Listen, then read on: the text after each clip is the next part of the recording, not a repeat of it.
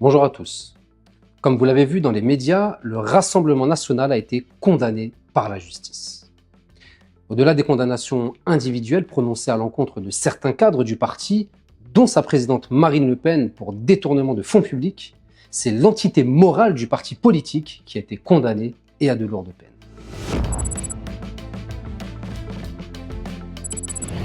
La justice a estimé que le Rassemblement national avait utilisé de façon détournée l'argent de la rémunération des collaborateurs parlementaires européens à des fins d'enrichissement du parti, le Rassemblement national, anciennement le Front national, jadis dirigé par Jean-Marie Le Pen. Le Rassemblement national a écopé d'une amende de 2 millions d'euros, dont un ferme, outre le million confisqué par la justice lors de l'enquête, et doit rembourser au Parlement européen l'intégralité des sommes détournées qui ont été retenues par les magistrats, à savoir environ 4,1 millions d'euros.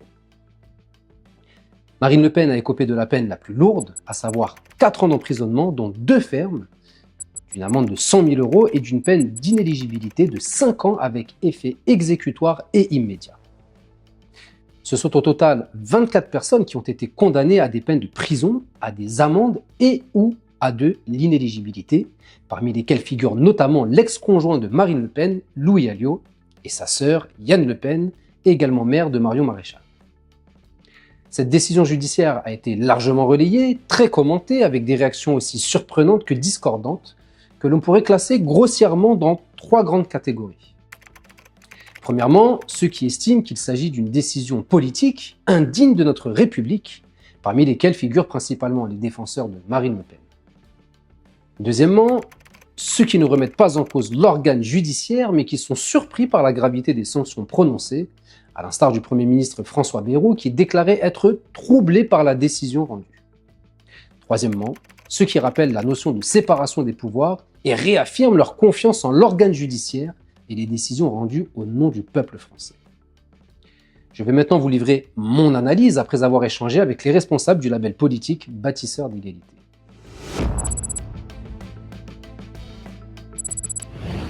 La France est le pays berceau des droits humains dont l'inspiration du siècle des Lumières a offert un héritage philosophico-politique ayant inspiré de nombreux pays à travers le monde. Parmi ces principes, on retrouve celui de la séparation des pouvoirs sacralisé dans l'article 16 de la Déclaration des droits de l'homme et du citoyen de 1789 qui dispose que « toute société dans laquelle la garantie des droits n'est pas assurée ni la séparation des pouvoirs déterminée n'a point de constitution ». Prétendre qu'en France, la séparation des pouvoirs n'est pas assurée est donc une remise en question de la constitutionnalité effective de notre démocratie. Je sais que l'organe judiciaire souffre parfois d'anomalies provoquées par certains acteurs, anomalies qu'il faut combattre car elles sont une menace pour l'équilibre de notre société. Mais affirmer que cette décision n'est que politique, qu'elle représente une négation de l'état de droit, que la démocratie a été exécutée, etc., toutes ces déclarations sont une insulte grave proférée à l'encontre de notre République et des acteurs de notre société qui restent dignes et fermement ancrés aux principes fondateurs de notre Constitution. Ce ne sont pas les magistrats qui ont condamné Marine Le Pen, ses collaborateurs et le Rassemblement national. C'est l'expression de la volonté générale cristallisée dans nos textes législatifs qui les ont condamnés au nom du peuple français. Les magistrats n'ont pour mission que d'appliquer la loi existante. Ils ne peuvent condamner pour une infraction inexistante tant dans son écriture que dans sa matérialité. C'est donc le peuple français, dans sa souveraineté nationale, dans sa volonté de préserver son bonheur en commun, qui a décidé de condamner ces personnes ainsi que le parti Rassemblement national. S'offusquer de cette condamnation, c'est donc s'offusquer de l'application des lois de la République que les Français ont fait voter par leurs représentants. Dans ce dossier, les magistrats ont déclaré que le détournement de fonds publics avait été systématisé et ne faisait aucun doute. Ce qui dérange le plus au final, ce n'est ni la peine de prison, ni l'amende qui ne sont pas exécutoires et feront l'objet des recours judiciaires suspensifs, mais bien la peine d'inéligibilité qui a été rendue exécutoire et donc applicable immédiatement. Cela prive potentiellement Marine Le Pen de pouvoir se présenter aux prochaines élections présidentielles de 2027, sauf si la Cour d'appel de Paris s'organise pour la faire juger avant cette échéance, ce qui soulèverait quelques questions de droit, mais nous y reviendrons sûrement dans une prochaine vidéo. L'inéligibilité a été prononcée par crainte de récidive suite au déni affiché par les membres du Rassemblement national. Comment donc s'offusquer que des magistrats, par précaution, par volonté de protéger les Français d'une récidive de détournement de fonds publics, aient fait le choix de la sécurité? N'est-ce pas là la volonté des électeurs du Rassemblement national de prôner la sécurité pour notre pays? N'y a-t-il pas une dissonance cognitive entre la volonté de l'électorat du Rassemblement national et le discours de ses représentants qui fustigent des magistrats voulant protéger leur nation? Être une menace d'une particulière gravité pour les deniers publics est déjà grave. Ne pas savoir qu'on l'est est encore plus grave, car l'ignorance peut provoquer des dégâts parfois irréversibles. Que fait-on des déviants de la société qui ignorent tout du danger qu'ils représentent? On les met hors d'état de nuire, soit par l'incarcération, soit par l'internement en hôpital psychiatrique, en fonction du degré de discernement qui subsiste chez la personne poursuivie. Dans l'attente d'une condamnation définitive, la justice prend également des mesures provisoires pour écarter le danger et préserver la sécurité nationale. Marine Le Pen et ses soutiens voudraient-ils qu'on permette à des pédophiles de continuer à travailler auprès d'enfants après avoir été condamnés en première instance pour infraction à caractère sexuel sur mineur? Voudrait-il qu'un mari violent puisse retourner sans restriction auprès d'une femme battue qui a obtenu gain de cause devant les tribunaux en première instance? Le contrôle judiciaire, la détention provisoire, la mesure d'éloignement, tout cela sont des outils législatifs qui sont prévus pour prévenir et empêcher toute récidive d'atteinte au pacte républicain qui nous unit, parfois même avant d'être jugé lorsqu'il existe des indices graves et concordants laissant penser que la personne a participé au crime ou au délit. Dans certaines procédures administratives, la mise à pied à titre conservatoire est également utilisée le temps de récolter les éléments permettant la manifestation de la vérité avant la mise en place de mesures définitives. Pourquoi donc vouloir bénéficier d'un régime d'exception lorsque la menace est réelle et sérieuse et que la justice a déjà tranché une première fois? Le principe d'égalité en droit ne serait donc réservé qu'au bas peuple et non plus aux représentants politiques? Serions-nous en train de basculer vers une volonté de retour aux privilèges? Certains prétendent que cette peine est lourde. Je dirais au contraire qu'elle est sous-évaluée et je vais vous expliquer pourquoi.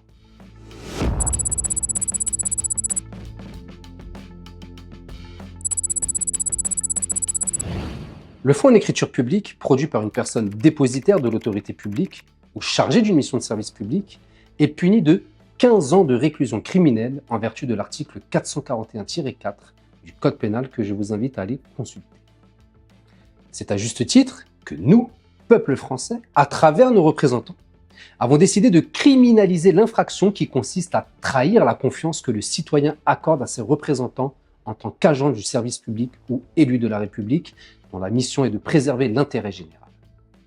Cette trahison, c'est la trahison commise au nom du peuple français envers le peuple français. Il est donc tout à fait normal que cette infraction soit considérée comme un crime et soit réprimée en tant que telle. Détourner des fonds publics, c'est utiliser de manière frauduleuse de l'argent du contribuable qui ne sera pas utilisé pour optimiser le service public. C'est trahir la confiance du citoyen placé en ses représentants pour gérer efficacement les deniers publics du peuple français pour le peuple français. En l'espèce, ces 4 millions d'euros ne serviront pas à ouvrir une école, ils ne serviront pas pour aider à la rénovation d'un centre hospitalier, ni pour la création de postes médicaux ou au sein des forces de l'ordre pour améliorer notre sécurité.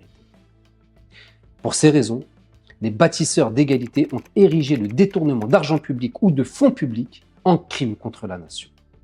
Voler l'argent du peuple souverain pour en faire un usage détourné à des fins personnelles ou au bénéfice d'un petit groupe ne peut être considéré comme un simple délit. Il y a nécessité de criminaliser cette infraction. La prise de conscience a commencé à se faire lorsqu'en 2016, les parlementaires de la nation française ont adopté, à la majorité, l'obligation de prononcer une peine d'inéligibilité envers les personnes condamnées pour une infraction d'atteinte à la probité dans le cadre de la loi Sapin II relative à la transparence, à la lutte contre la corruption et à la modernisation de la vie économique. Ce sont donc les parlementaires français qui ont voté cette loi que les magistrats n'ont fait que d'appliquer conformément au texte en vigueur et à la jurisprudence.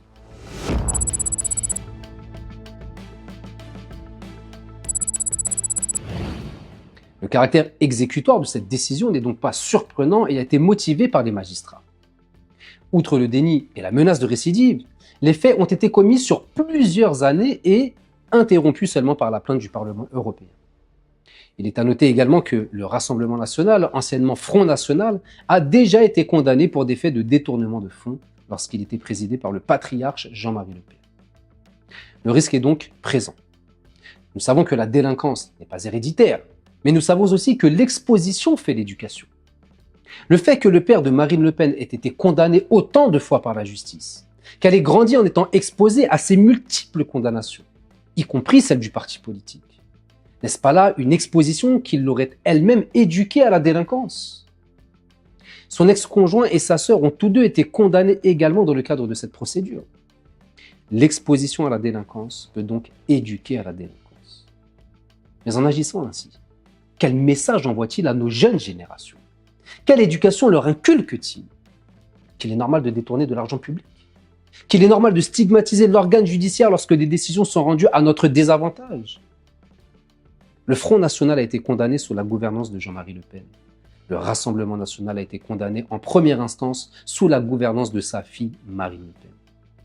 Un héritage de père en fille, fille au pluriel, car je l'ai dit précédemment, la sœur de Marine, également fille de Jean-Marie, a elle aussi été condamnée dans cette affaire. Pour le moment, Marine Le Pen reste présumée innocente car elle a interjeté appel de la décision au même titre que tous ceux qui ont suivi la même démarche. Au vu des éléments présentés, sa condamnation en appel est hautement probable, qu'elle soit majorée ou minorée. En effet, ce procès a pris du temps. Ce temps, c'est celui que les enquêteurs ont mis pour récolter tous les éléments permettant d'aider à la manifestation de la vérité, à savoir 9 années d'enquête. S'en sont suivis 2 mois de procès.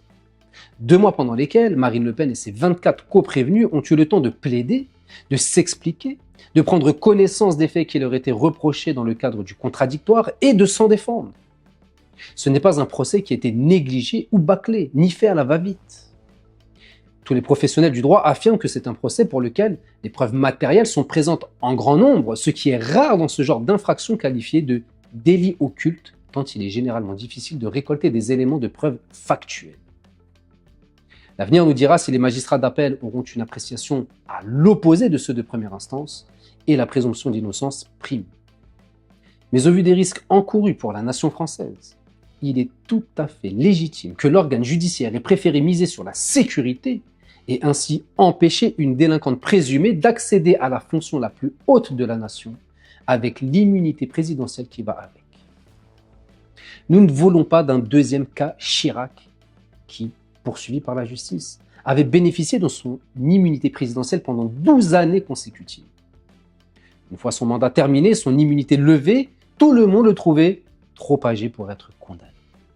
Il avait 63 ans lorsqu'il a été investi président de la République.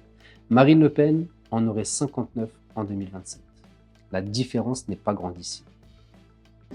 On comprend bien quand même que juger un homme de 80 ans, plusieurs années après la fin de sa vie politique, et pour des faits qui remontent pour certains à quelques décennies, nous laisse une impression un peu bizarre. Au fond, si on ne juge pas pendant, on ne juge pas très bien après. À un moment donné, il y a une sorte de droit à l'oubli. Je vous rappelle que nous ne sommes pas en matière de crime. Il y a une sorte de droit à l'oubli qui fait que ça n'a plus grand sens parce qu'il n'y a plus d'enjeu.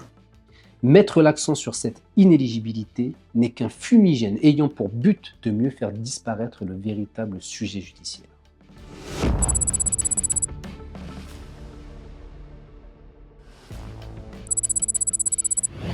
Je m'étonne de la déclaration de Jean-Luc Mélenchon qui ose avancer qu'il devrait revenir aux électeurs de destituer un élu de son mandat.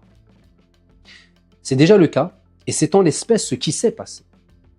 En effet, ce sont bien les électeurs qui ont infligé une peine d'inéligibilité avec effet exécutoire à l'encontre de Marine Le Pen par l'intermédiaire de leurs représentants qui ont voté à la majorité l'adoption de cette mesure législative. La justice étant rendue au nom du peuple français, ce sont donc bien les électeurs qui ont pris cette décision. Mais si nous devons faire semblant de comprendre la déclaration de Jean-Luc Mélenchon et ne pas le corriger dans sa propre déclaration, Depuis quand les problématiques judiciaires devraient-elles se régler directement dans les urnes en évinçant ou non un responsable politique irresponsable qui commet des crimes ou des délits contre la nation? N'est-ce pas justement le rôle de la justice que de trancher les litiges judiciaires? N'est-ce pas vouloir supprimer les frontières entre les différents pouvoirs étatiques que de tenir de tels propos? Selon M. Mélenchon, nous devrions peut-être aussi organiser des référendums pour savoir si un professeur pédophile doit conserver son poste au sein de l'éducation nationale. Nous allons organiser des référendums pour savoir si un policier qui aurait enfreint la loi dans le cadre de ses fonctions doit être mis à pied et révoqué de la fonction publique. Si un représentant politique, briguant la plus haute fonction nationale, s'était rendu coupable d'actes pédophiles, condamné en première instance, devrions-nous le laisser en liberté et permettre aux électeurs de décider s'il mérite l'investiture suprême, voire même s'il mérite d'être condamné?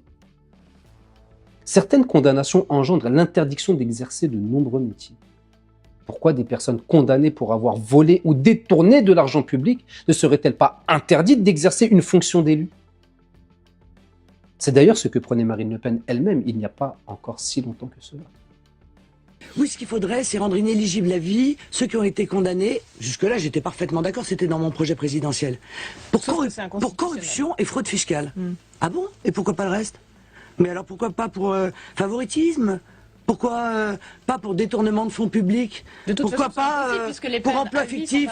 Ah bah c'est sûr que là, ça ferait tomber un certain nombre de personnes au Parti Socialiste, et y compris le chef du gouvernement, qui donc ne pourrait pas être à la place à laquelle il est. DSK, Juppé, Hérault, Désir, Andrieux, Guérini, Dallongeville, Woerth, Tapie, Tron, Tibéri, Chirac. Je veux dire, on ne tire jamais les leçons. Quand allons-nous tirer les leçons et effectivement mettre en place l'interdiction de l'inéligibilité à vie pour tous ceux qui ont été condamnés pour des faits commis grâce ou à l'occasion de leur mandat? Je reviendrai sur ces propos dans quelques instants. Ces personnes-là veulent un régime d'exception qui serait une insulte au sacré de l'égalité en droit qui constitue la colonne vertébrale de notre corps social dont l'équilibre en dépend chaque instant. Devenir chef de l'État est une énorme responsabilité. On ne confie pas une arme de guerre à un enfant de 6 ans qui n'a pas encore la maturité nécessaire pour comprendre le danger que représente cette arme. De manière identique, on ne confie pas la responsabilité de toute une nation à une personne qui n'a pas encore la maturité pour comprendre que l'argent du contribuable, ce n'est pas l'argent de son parti politique à détourner pour rémunérer grassement ses collaborateurs de façon illégale.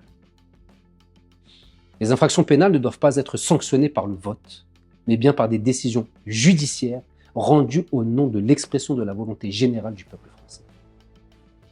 Il ne s'agit absolument pas d'un débat politique, comme le prétend Laurent Wauquiez. Il s'agit d'infractions pénales que seule la justice est en capacité de sanctionner. Et pourquoi ces représentants politiques, de divers bords politiques, tiennent-ils de tels discours? Seraient-ils inquiets de certaines affaires les concernant et pour lesquelles des peines d'inéligibilité pourraient être prononcées à leur encontre? Font-ils une projection de cette décision envers leur propre personne? Est-ce une manière d'anticiper un futur peu glorieux et de minimiser une potentielle condamnation à venir? La question peut se poser au vu de toutes les condamnations prononcées pour atteinte à la probité commises par des élus de la République et des affaires encore en cours. N'est-ce pas ce même Laurent Wauquiez qui a dépensé près de 180 000 € d'argent public pour 2 repas qualifiés de dîner des sommets? Lisons un bref passage d'un article de l'Humanité à ce sujet.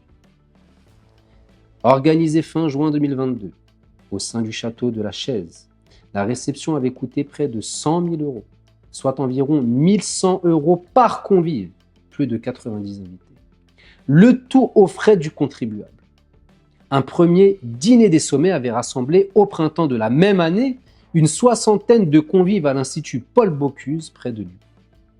2 événements fastueux, près de 180 000 € au total, à coût d'escorte en van de luxe, de serveurs dédiés à chaque convive ou d'un menu élaboré par l'Institut Paul Bocuse, dont l'objectif aurait été, selon la justice et l'opposition régionale, un moyen pour Laurent Wauquiez de se construire un statut de présidentiable.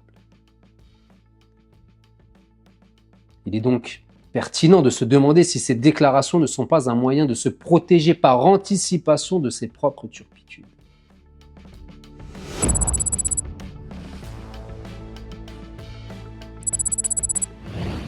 La question que je me pose, et que beaucoup se posent, est la suivante.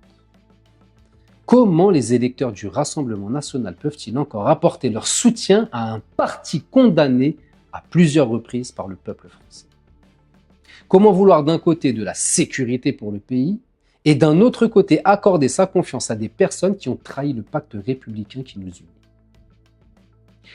C'était ce discours que tenait pourtant Marine Le Pen, Jordan Bardella et d'autres cadres du Rassemblement national il n'y a pas encore si longtemps. Ne pas avoir de condamnation à son casier judiciaire est pour moi une règle numéro 1 lorsqu'on souhaite être parlementaire de la République.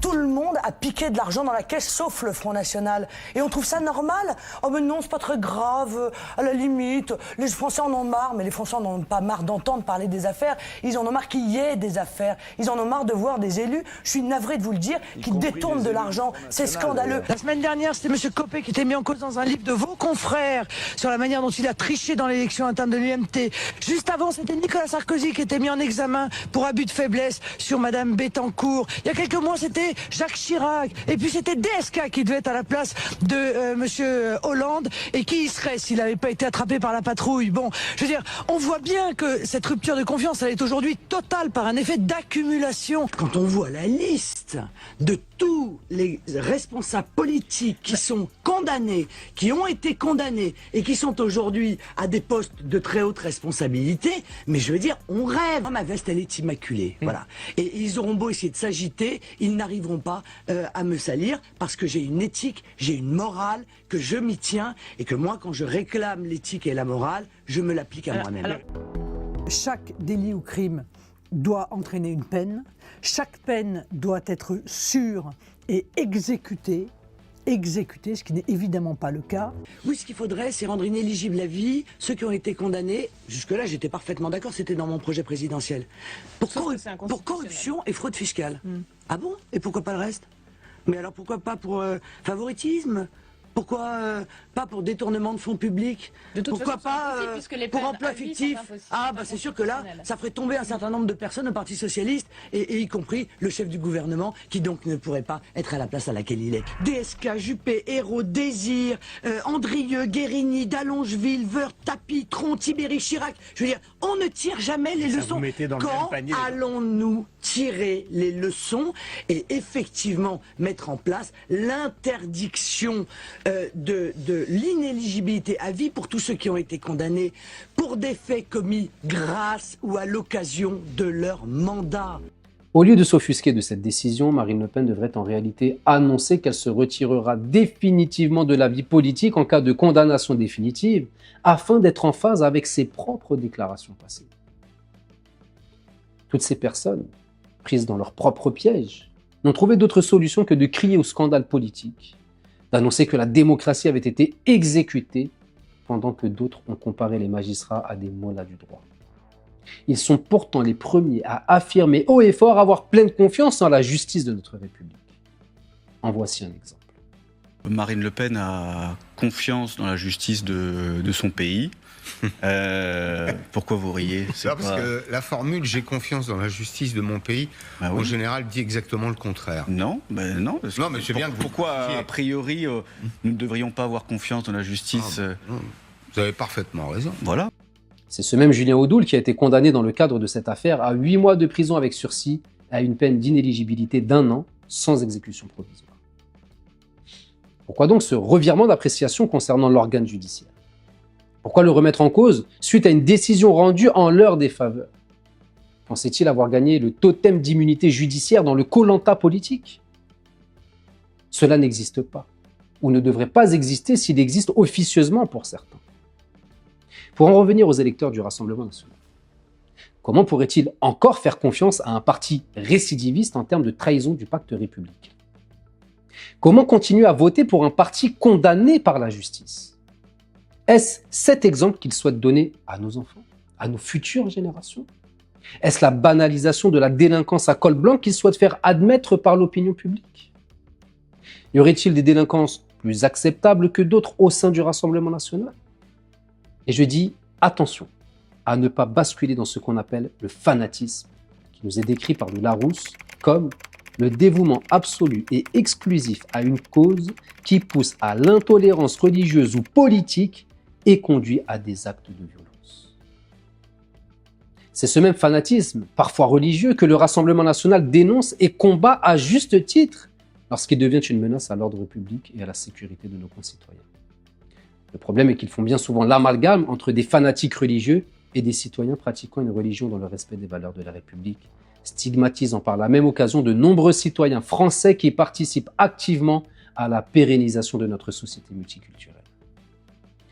Les représentants du Rassemblement national sont tombés dans le piège de leur propre discours à sacraliser la probité des représentants politiques. Ils en avaient même fait leur fonds de commerce.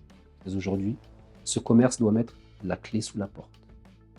Comme le dit l'adage, le poisson pourrit par la tête. La tête du Rassemblement national est donc pourrie et les chances de retrouver sa sanité en procédure d'appel sont très maigres. Faut-il attendre que la tête contamine le reste du corps électoral du Rassemblement national ? Leurs électeurs ne doivent pas tomber dans le même piège et ainsi basculer dans un fanatisme aveugle, sourd et muet qui ne veut pas se rendre à l'évidence que ce parti ne mérite plus d'exister, comme d'autres d'ailleurs. En effet, si des entreprises sont fermées suite à des condamnations pour discrimination notamment, si des associations sont dissoutes suite à des décisions judiciaires ou même parfois par simple décret pris en Conseil des ministres, pourquoi un parti politique ne serait-il pas dissous lorsqu'il est condamné pour atteinte à la probité ? Un parti politique reste une association.